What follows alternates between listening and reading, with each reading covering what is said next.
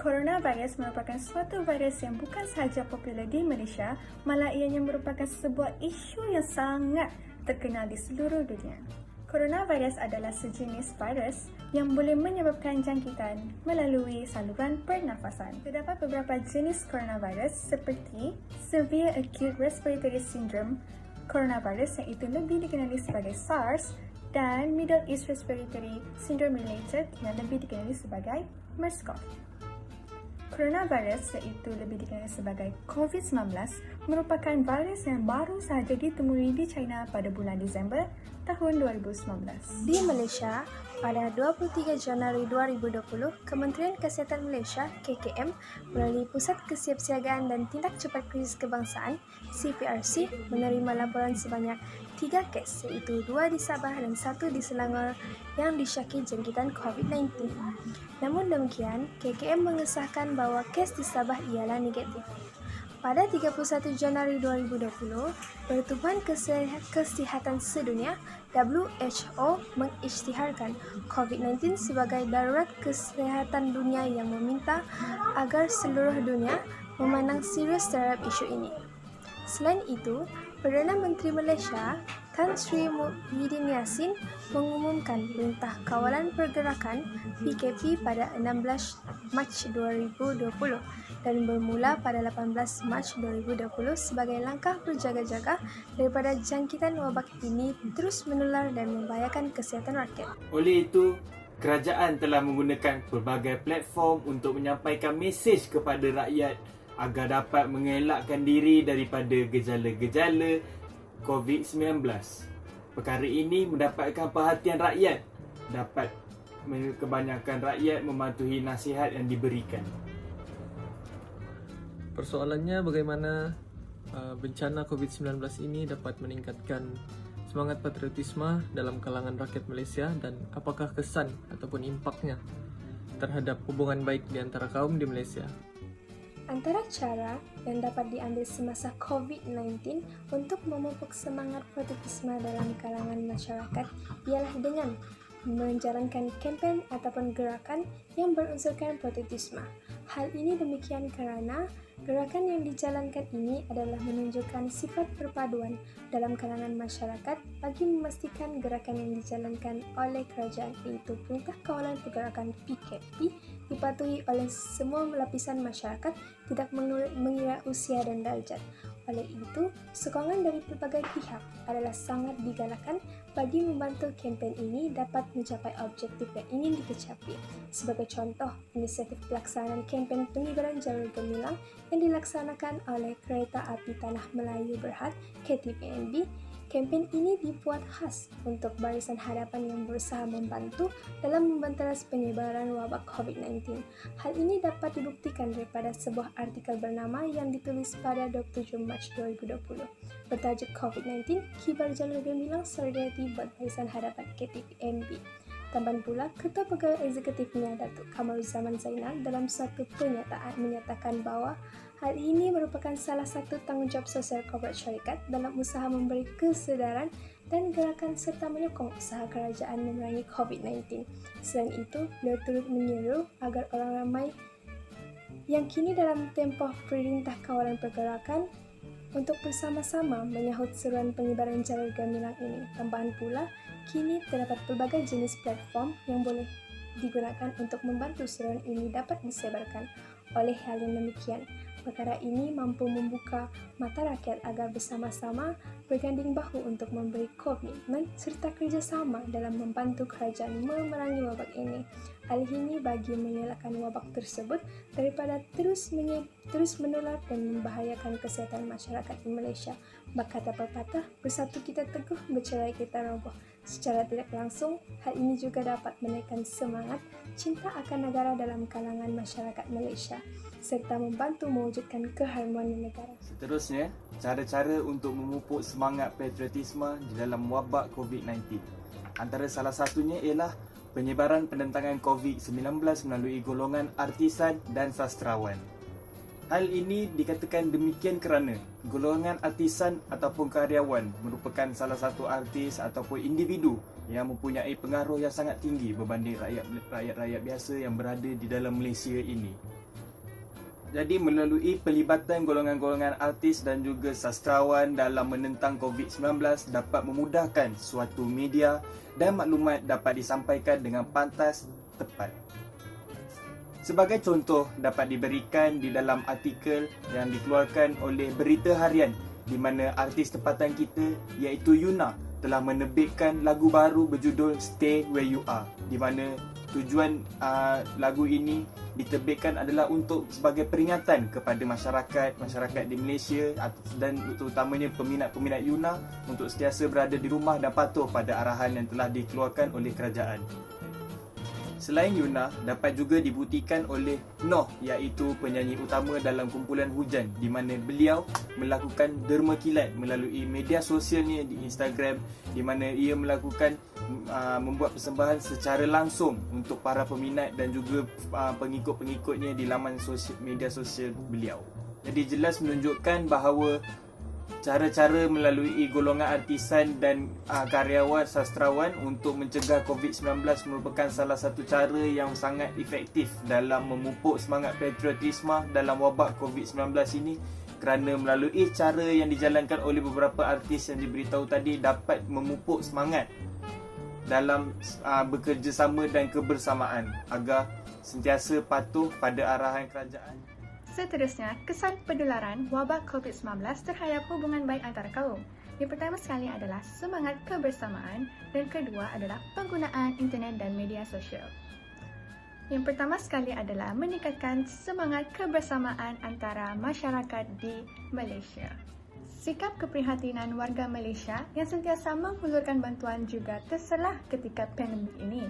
Terdapat banyak golongan yang telah memberikan bantuan daripada pelbagai bentuk kepada golongan yang memerlukan. Sebagai contoh, Ustaz Abel Liu yang terkenal sebagai penceramah telah giat memberikan bantuan kepada golongan yang susah seperti mana yang kita dapat lihat tular di media sosial tentang beliau. Pihak kerajaan juga telah melaksanakan pakej rangsangan ekonomi prihatin rakyat yang berjumlah sebanyak 250 bilion ringgit Malaysia. Tidak dilupakan juga terdapat syarikat yang berkaitan dengan kerajaan yang lebih dikenali sebagai GLC telah memberikan sumbangan yang berbentuk wang ringgit dan juga peralatan bantuan untuk merawat COVID-19. Seperti yang dalam slide ini saya telah memberikan contoh daripada sumbangan Pro 2 dan juga Western Digital. Tambahan pula, Yang di-Pertuan Agong Al-Sultan Abdullah Riayatuddin Al-Mustafa Billah juga telah memberikan sumbangan peribadi beliau terhadap tabung COVID-19. Sumbangan ini bukan sahaja disalurkan kepada pihak kerajaan untuk menangani wabak COVID-19, malah ada juga pihak yang turut prihatin untuk memberikan sumbangan kepada warga-warga yang memerlukan ketika pandemik ini. Sumbangan ini bukan sahaja disalurkan kepada pihak kerajaan, malah ada juga pihak-pihak yang prihatin yang turut menyumbangkan apa-apa sahaja pelbagai bentuk seperti wang ringgit mahupun rumah ataupun makanan kepada pihak-pihak yang memerlukan sewaktu pandemik ini. Kerana kita tahu bahawa bukan semua orang masih berpeluang mempunyai pekerjaan yang tetap. Ada sebilangan daripada masyarakat kita juga turut telah hilang daripada punca pendapatan mereka. Mereka telah hilang kerja akibat daripada kemelesetan ekonomi yang sedang dialami oleh seluruh dunia. Oleh itu, saya percaya bahawa semangat kebersamaan antara rakyat dapat ditingkatkan lagi sewaktu penularan wabak COVID-19 ini. Hal ini adalah demikian kerana ramai rakyat yang prihatin antara satu sama lain dan saling berkongsi kegembiraan dan juga berkongsi rezeki kepada mereka yang sangat memerlukan. Seterusnya, memanfaatkan penggunaan internet dan media sosial. Pihak kerajaan telah melaksanakan Perintah Kawalan Pergerakan yang lebih dikenali sebagai PKP dan ini telah menyebabkan pergerakan semua rakyat menjadi terhad. Oleh itu, saya sangat percaya bahawa terdapat ramai rakyat yang mempunyai masa yang lapang untuk berada di rumah di samping keluarga yang tersayang. Kebanyakan masyarakat telah meluangkan masa lapang mereka dengan memanfaatkan penggunaan internet dan media sosial. #KitaJagaKita juga turut tular di media sosial. Norma-norma kehidupan baru seperti memakai mask ketika kita keluar dari rumah, mencuci tangan dengan kerap sekali menggunakan sabun dan juga menjaga jarak antara satu sama lain adalah harus diperingati oleh semua jenis lapisan masyarakat di Malaysia agar wabak COVID-19 ini boleh ditangani dengan cepat sekali. Media sosial turut digunakan untuk menghubungkan kita dengan rakan-rakan kita yang jauh maupun keluarga kita yang jauh di mata namun tetap di hati. Oleh itu, saya sangat percaya bahawa media sosial dan penggunaan internet merupakan satu langkah yang terbaik untuk kita sentiasa memeliharakan hubungan kita dengan orang-orang yang jauh daripada kita. Sudah tentu hubungan kita dengan mereka terus dapat dipelihara. Seterusnya, media sosial juga turut digunakan untuk mendapatkan informasi-informasi yang terkini tentang wabak ini dan juga daripada arahan-arahan maupun perintah yang dikeluarkan oleh pihak kerajaan. Namun, sungguh sedih apabila berita yang tular baru-baru ini adalah di mana keganasan rumah tangga kini makin meningkat di Malaysia. Hal ini adalah demikian kerana mempunyai masa yang begitu banyak dengan keluarga yang telah diluangkan di dalam rumah. Oleh itu, saya percaya bahawa media sosial telah digunakan untuk mereka membuat aduan terhadap keganasan rumah tangga maupun memberikan aduan kepada rakan-rakan yang mereka akrab sekali dengan melalui media sosial. Sebagai contoh, kita WhatsApp kawan-kawan kita WhatsApp kita punya family maupun cousin ataupun siapa sahaja yang kita percaya dan kita meluahkan perasaan kita. Mereka juga dapat berhubung dengan rakan-rakan baik mereka maupun keluarga terdekat mereka untuk mengadu domba tentang hal keganasan rumah tangga ini. Secara tidak langsung juga, hubungan mereka akan lebih terus terpelihara dan terjamin sewaktu pandemik ini. Kita boleh lihat di mana setengah masa tidak mengetahui ada aduan yang boleh dibuat tentang keganasan rumah tangga ini. Jadi mereka lebih untuk memilih rakan-rakan baik mereka untuk mereka meluahkan perasaan yang telah tersemat di hati mereka. Dengan ini, saya amat percaya bahawa penggunaan internet dan media sosial mampu meningkatkan lagi hubungan baik antara kaum disebabkan daripada kekangan yang telah kita hadapi pada waktu-waktu penularan wabak COVID-19 ini. Seperti mana yang kita tahu, kita tidak boleh keluar rumah jika tidak ada urusan penting, kita tidak boleh just simply kita pergi makan dengan kawan-kawan, tidak boleh. Semua tu tidak boleh.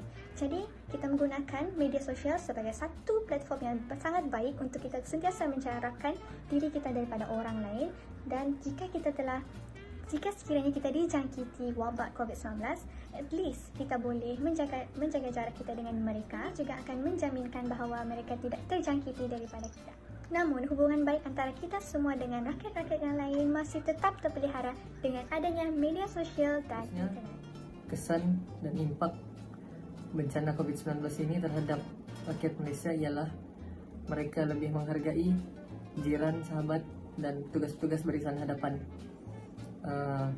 Macam yang kita dapat lihat kalau yang tinggal di kawasan-kawasan perumahan tu kan hidup berjiran, mereka lagi hargai lah orang jiran. Macam orang lagi prihatin, tanya kabar mana jiran-jiran yang susah tu, orang tolong kan.